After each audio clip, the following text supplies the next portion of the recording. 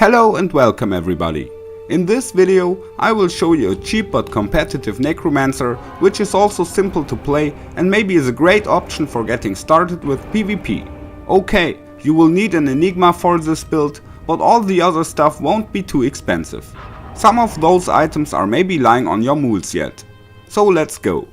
Looking at the stat points, we need enough strength for our equipment and some dexterity for blocking. All remaining points go into vitality. When playing without any rules, you like to have the maximum block chance of 75%, but according to the most played rules, a Necro should not have more than 30% block versus barbs and 50% or less versus all other classes. The value can be adjusted by different shields and items with dexterity. The skill tree is no big deal, 1 point into clay golem and all the others go into poison and bone spells. 20 into bone spirit, bone spear, bone wall and bone prison. Further points can be put into teeth for increasing the damage of your main attacks. Altogether, the skill tree looks like that.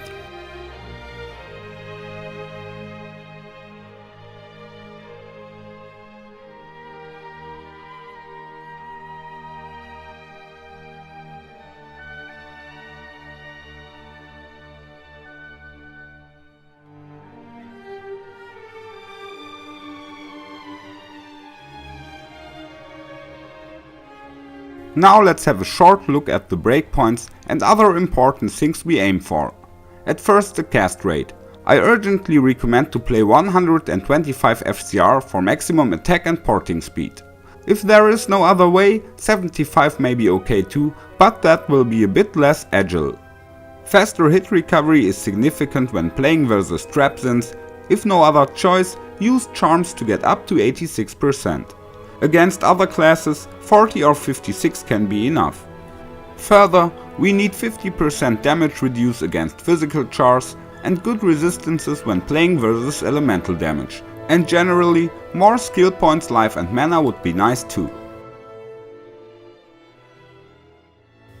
Now let's have a look how to satisfy those needs. A very good weapon is Heart of the Oaks. It has 40% FCR, 3 to all skills and up to 40% all resistances. Another option is Wizard Spike. It has no skill points, but the 50% FCR can be crucial for some setups. The body armor is Enigma, there is no other choice here. Harlequin Crest is a solid basic helm for this Necro. I socked it with a Shail rune for 20% FHR. Crown of Ages is very sweet too. With only one socket, it is also quite cheap. Circlets with 2 skills and cast rate are also popular, but can be expensive when having other nice mods. But there are also lower ones that won't cost too much. In the shield slot, Spirit can be an option. It has +2 skills, faster cast rate and also 55% FHR. In several cases, Storm Shield should be used because it has 35% damage reduce. The best amulet has +2 skills, no matter if all necromancer skills or only poison and bone, and 15% FCR or more. Depending on the other setup, less FCR or even no FCR can be fine, but when FCR is needed, better give up 1 skill point. The gloves are Mage Fist or Trangules, depending on how much you need the 30% cold resistance. The basic belt here is Arachnid Mesh, because it adds 1 to all skills and 20% FCR. The boots are Shadow Dancers, they have 30% FHR and up to 25 dexterity. Sandstorm tracks are also legit. In the ring slots we can add some missing FCR or increase skill levels. Raven Frost can also be used, it has cannot be frozen on it and also dexterity for adjusting the block rate. In the second weapon slot we have a CTA and another Spirit. The inventory can be filled up with skill charms, life, mana and if needed further resistances or faster hit recovery. Now I will show you some different setups that could be played. Versus some elemental opponents you won't need damage reduce but resistances, so use Heart of the Oaks and Spirit. It won't be a big deal to get to 125% FCR. Depending on the element, The belt can be exchanged to Thunder Gods or Snow Clash. Against fire, use Dwarf Star or Nokozan Relic.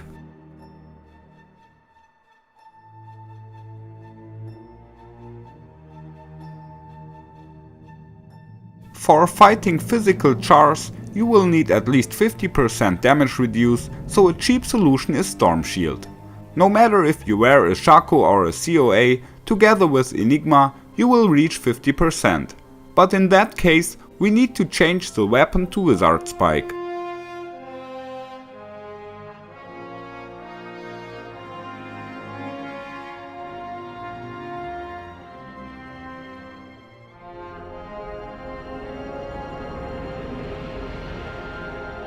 There is a way to keep the heart of the oaks, but this will be more expensive. When using a Storm Shield socked with a bear, Enigma already is enough to get the damage reduce, so a circlet can be put on the head. Like this, we can also put away one FCR ring and use a Stone of Jordan instead.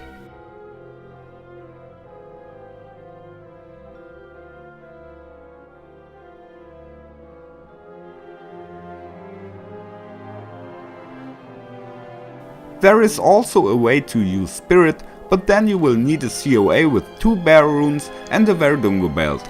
That is even more expensive. But hey, we have so much faster hit recovery with that setup.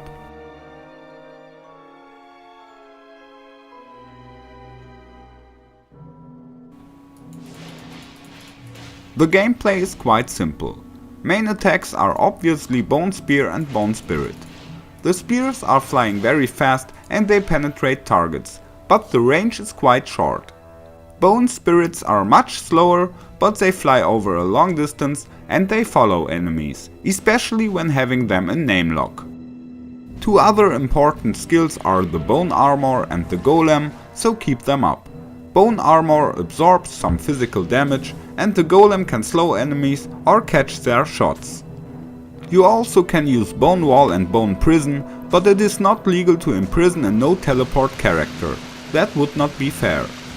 In team versus team, amplify damage and lower resists are fine, but if you don't want to put any skill points there, just use some blue wand from vendors in your second slot.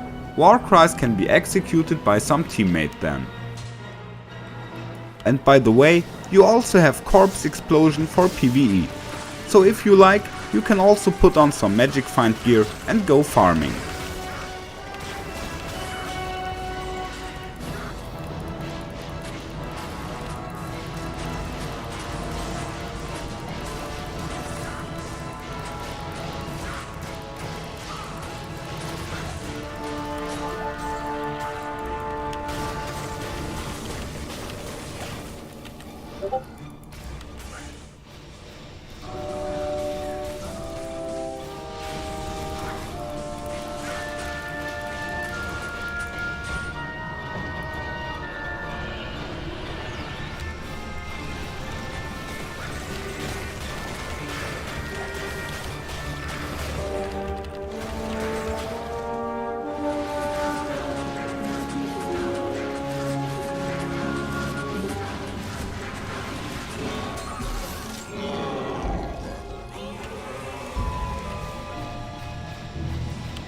I tried out this Necro in PvP the first time by myself now. I only knew him as a teammate or as an opponent before, but I got familiar to the basic gameplay quite fast. I really can recommend playing this char, it's a lot of fun, but you will need lots of mana potions. For half an hour of PvP, you should calculate at least 100k gold for buying pots. Depending on the opponent, you will have to apply your strategy. Melee chars like barbs will hunt you, so better be defensive and try to shoot them from safe distance. It also can be very nice to pull the barb and then name lock him. Of course you will have to be very careful, the barb won't need too many hits for you.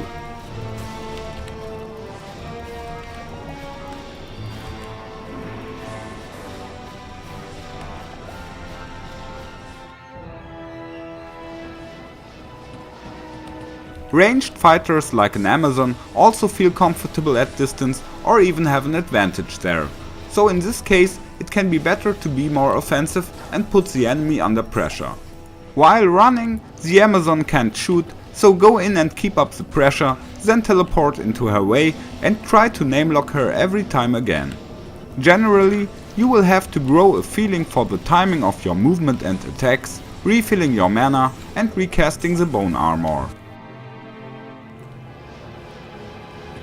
In some situations, the spear is very nice to use. Experience will teach you how to recognize and use such situations. The magic damage is very dangerous for your opponents because there is no way to protect against. Making only one bad move can kill your enemy. Bone spirits are not too fast, but flying in a row, one after the other. So in most cases, more than one will hit. On the other hand, the Necro also can die very fast, he does not have too much life, and his bone armor does not protect him from elemental or magical damage. It also won't help against open wounds by the way.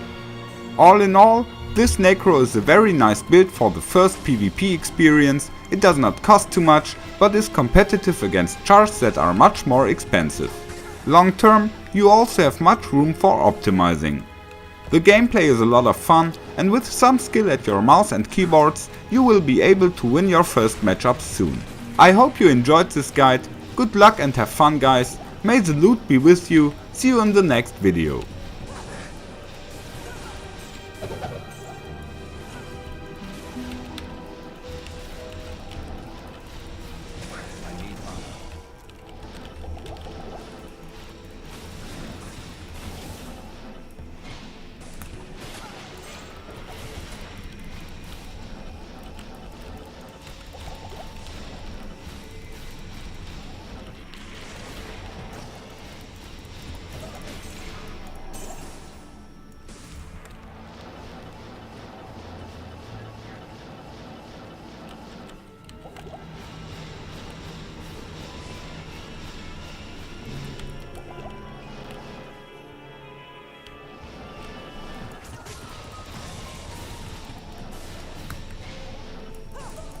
Boah. Ja! Ich hab dich geblockt! Ja.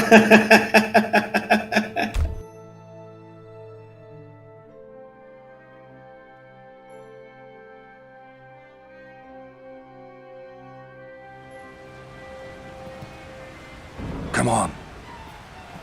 Follow me.